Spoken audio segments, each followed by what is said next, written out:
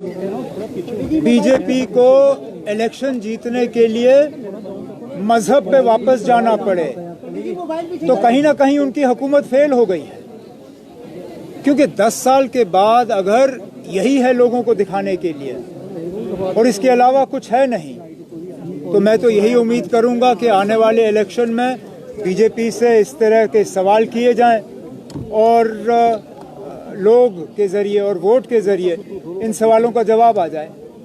उमर साहब, कांग्रेस ये कह रही है कि वो 6 की 6 सीटें, चाहे वो जम्मू कश्मीर है, लद्दाख है, वो पार्लियामेंट्री जीतने वाली है। इसको लेकर क्या कहेंगे? कांग्रेस बिल्कुल आश्वस्त है इसको लेकर। अब आप क्यों खामखा झगड़े पैदा करने की कोशिश कर रहे हो जहां पे झगड़ा है नहीं? अभी तक कांग्रेस के साथ सीट शेयरिंग को लेके कोई बातचीत हुई भी नहीं है। हमें बातचीत करने दीजिए, उसके बाद देखेंगे कौन कहां से लड़ेगा।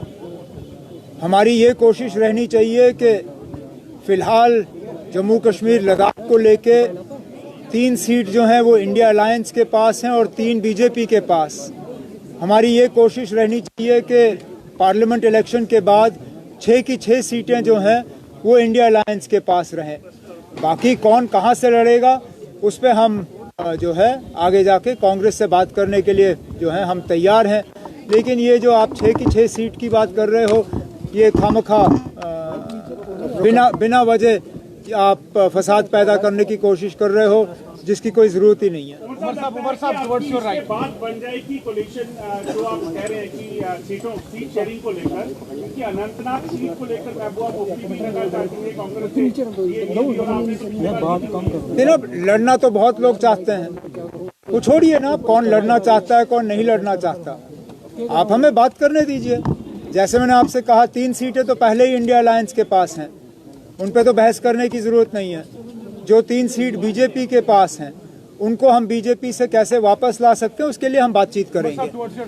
According to you, should the India Alliance field project someone as the prime ministerial face? Point number 1. And point number 2, Umar sahab, young leaders are leaving the Congress party. Do you think that Congress party is failing to retain some of its 10 next leaders?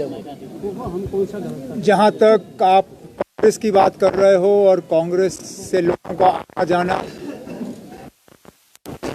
सियासत में ये रहता है, आया राम गया राम का सिलसिला जो है ये हम पहली बार नहीं देख रहे, ना ये आखिरी बार होगा। पॉलिटिक्स में इस तरह का जो चर्निंग है ये रहता है। अब क्यों गए, जाने के बाद क्या हासिल किया, वो जो जाने वाले हैं वो खुद ही इस चीज़ का जवाब दे सकते हैं। जहाँ तक आपके पहले सवाल का है कि क्या इंडिया अलायंस को प्राइम मिनिस्टर के तौर पे किसी को प्रोटेक्ट करना चाहिए, इस पे फ़िलहाल इंडिया अलायंस में कोई बहस नहीं हुई है। और मुझे लगता है कि मेरे तरफ से या फारूक साहब के तरफ से हम पहले मीडिया के सामने ये बात करें फिर इंडिया अलायंस में ये बात करें, ये गलत होगा। इंडिया अलायंस में ये सवाल उठने दीजिए। अगर वहाँ पे इस तरह का कोई डिस्कशन होता है कि क्या हमें प्राइम मिनिस्टरियल फेस के लिए किसी को कंसिडर करना चाहिए, हमारी जो व्यक्तिगत राय है वो हम उस वक्त उनके सामने रखेंगे। फिलहाल इस पे मैं ज्यादा टिप्पणी नहीं करूंगा। राम मंदिर का मना कर दिया राम मंदिर जाने से, क्या लगता है कि कितना सही डिसीजन है कांग्रेस का कि उन्होंने राम मंदिर जाना? अब ये सवाल आप कांग्रेस से पूछे ना हमें कोई दावतनामा आया है ना हम जा रहे हैं। अब कांग्रेस को आया नहीं आया, वो जा रहे हैं नहीं जा रहे हैं, उससे नेशनल कॉन्फ्रेंस को क्या लेना देना। ये सवाल कांग्रेस के लीडर यहाँ जम्मू में है, आप अपना कैमरा ले लीजिए और उनसे पूछिए। हमें जहाँ तक मुझे मालूम है फारूक साहब को और मुझे भी राहुल गांधी जी के तरफ से और खड़गे साहब के तरफ से दावतनामा आया है। अब मशवरा आपस में कर लेंगे और जहां मुमकिन हुआ जाने की कोशिश करेंगे। और कुछ January 34th anniversary of the Kashmiri exodus. Sir, your thoughts on this day, and do you think that the Modi government has failed to keep its promises as far as Kashmiri Pandit is concerned? As far as your second question is concerned, I think that's a question that the Kashmiri Pandit community needs to ask itself, and needs to do so with some degree of honesty. Because my own sense is that the return of Kashmiri Pandits to the valley has received a setback in this government rather than being taken forward.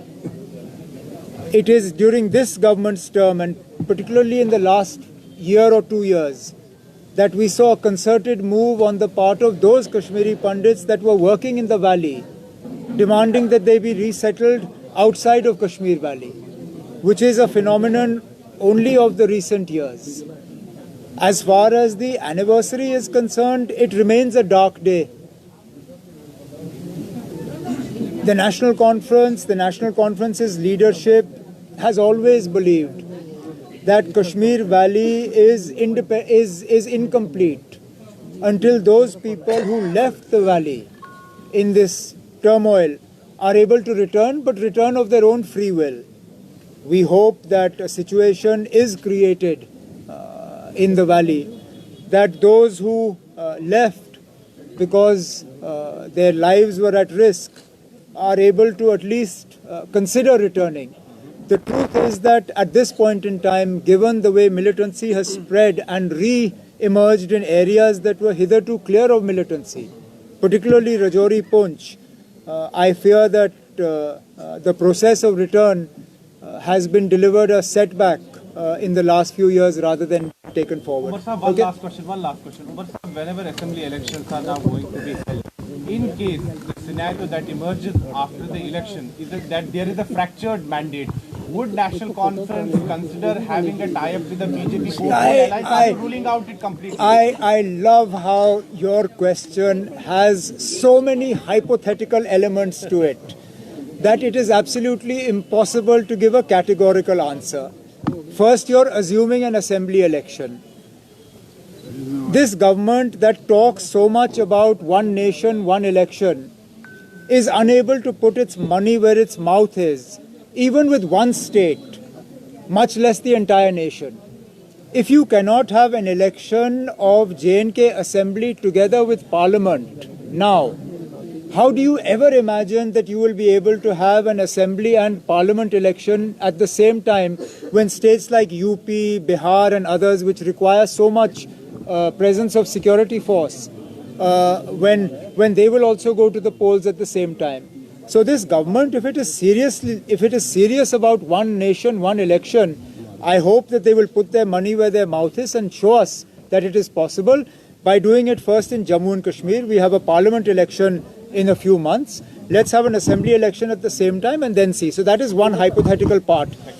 The second is that you have assumed there will be a fractured mandate. I don't believe that to be the case. I believe that when the mandate is delivered, it will be a resounding mandate for one party rule. And therefore, the need for any sort of post-poll alliance will simply not exist. Now, that is what I believe. Given that I believe that, we are not even considering a post-poll alliance situation. And that is as far as I have to say. Thank you.